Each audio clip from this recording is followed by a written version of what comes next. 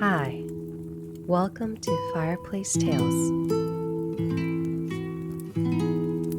The Aesop for Children. The Farmer and the Stork.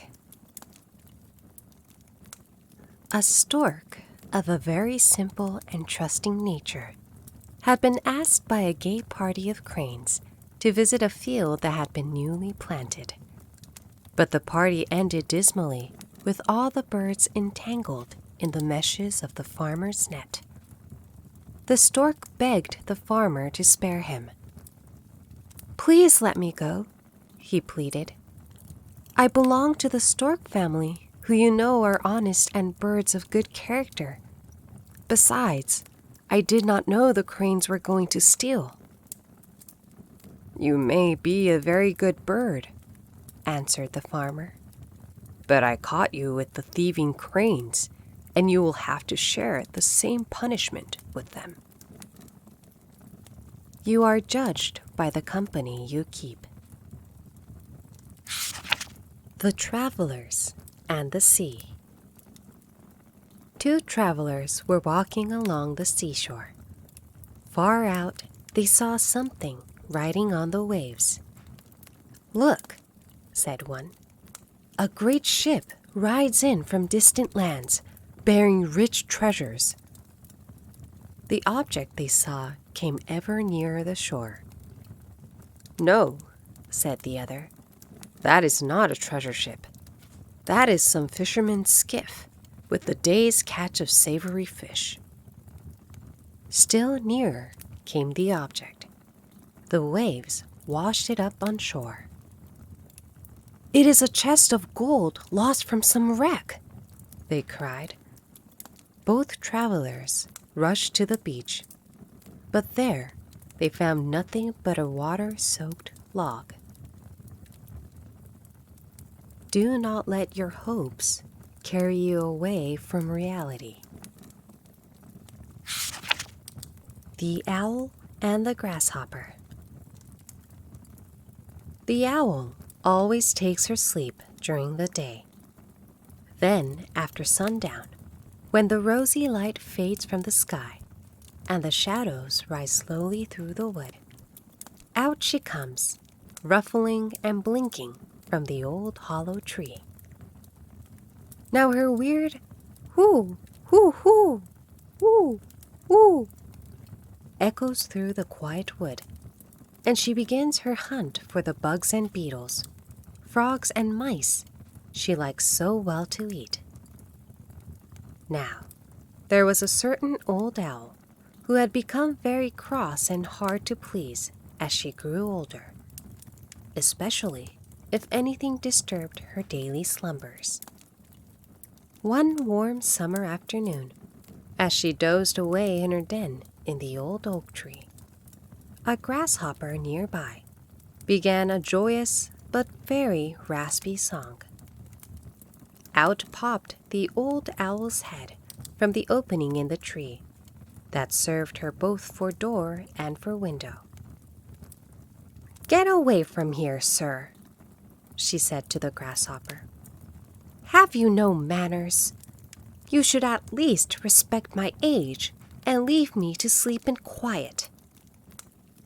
But the grasshopper answered saucily that he had as much right to his place in the sun as the owl had to her place in the old oak. Then he struck up a louder and still more rasping tune. The wise old owl knew quite well that it would do no good to argue with the grasshopper, nor with anybody else for that matter. Besides, her eyes were not sharp enough by day to permit her to punish the grasshopper as he deserved. So she laid aside all hard words and spoke very kindly to him. "Well, sir," she said, "if I must stay awake, I am going to settle right down to enjoy your singing.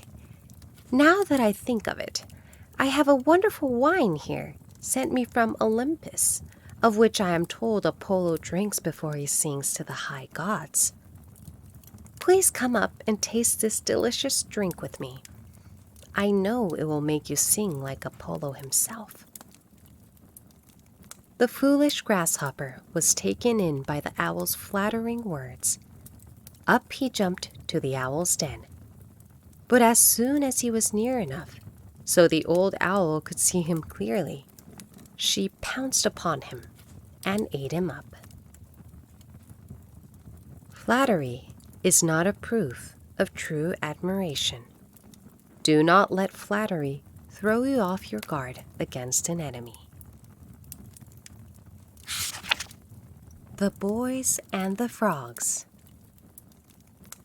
Some boys were playing one day at the edge of a pond in which lived a family of frogs. The boys amused themselves by throwing stones into the pond so as to make them skip on top of the water. The stones were flying thick and fast, and the boys were enjoying themselves very much. But the poor frogs in the pond were trembling with fear. At last, one of the frogs, the oldest and bravest, put his head out of the water and said, "Oh, please, dear children, stop your cruel play. Though it may be fun for you, it means death to us."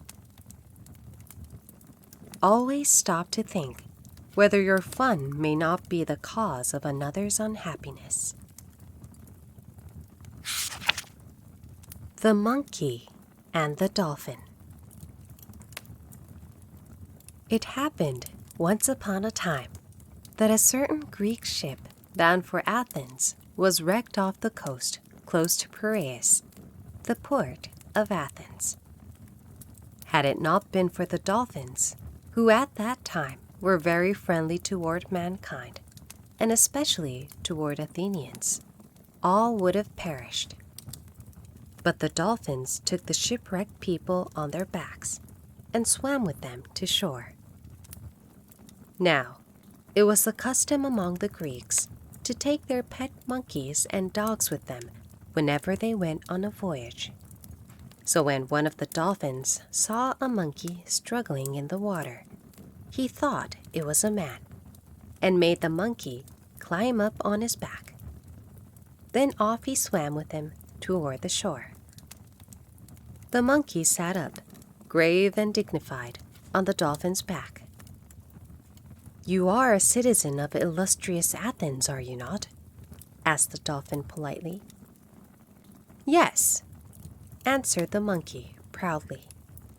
"My family is one of the noblest in the city." "Indeed," said the dolphin. "Then of course you often visit Piraeus." Yes, replied the monkey. "Indeed I do. I am with him constantly. Piraeus is my very best friend." This answer took the dolphin by surprise, and turning his head, he now saw what it was he was carrying. Without more ado, he dived and left the foolish monkey to take care of himself, while he swam off in search of some human being to save. One falsehood leads to another.